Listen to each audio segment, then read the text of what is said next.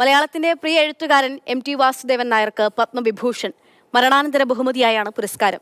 PR Sreejesh, doctor Jose Chacko Periyapuram എന്നിവർക്ക് Padma Bhushan, സംഗീതജ്ഞ K ഓമനക്കുട്ടി, IM Vijayan എന്നിവർക്ക് പത്മശ്രീ.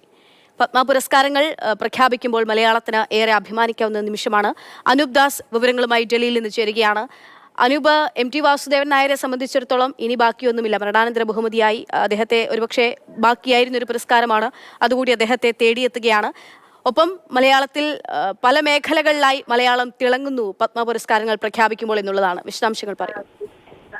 അക്ഷയ, 139 പേർക്കാണ് രാജ്യത്താകമാന പത്മ പുരസ്കാരങ്ങൾ ഇന്ന് പ്രഖ്യാപിച്ചത്. അതിൽ 5 പേർ മലയാളികൾ എന്ന അഭിമാനമാണ് നമുക്കുള്ളത്.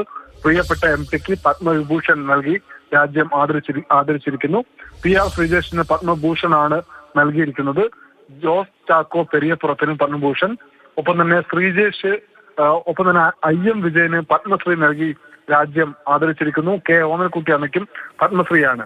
ഇതിൽ MT ആഴ്ചകൾക്ക് മുൻപാണ് നമ്മെ വിട്ടുപിരിഞ്ഞത്. അദ്ദേഹത്തിന് പത്മവിഭൂഷൺ കൂടി നൽകി ആദരിക്കുമ്പോൾ അത് ഓരോ മലയാളിക്കുമുള്ള ആദരമായി തന്നെ മറ്റ് ഈ പത്മ പുരസ്കാരങ്ങൾ നേടിയ ആളുകളെ പോലെ തന്നെ ഓരോ മലയാളിക്കുമുള്ള ആദരവായി നമുക്ക് കാണാൻ കഴിയും.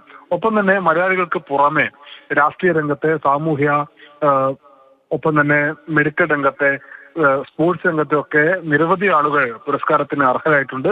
രാഷ്ട്രീയ രംഗത്ത് നിന്ന് പുരസ്കാരത്തിന് അർഹരായതിൽ വളരെ പ്രധാനപ്പെട്ടയാൾ സുശീൽ കുമാർ മോദിയാണ്.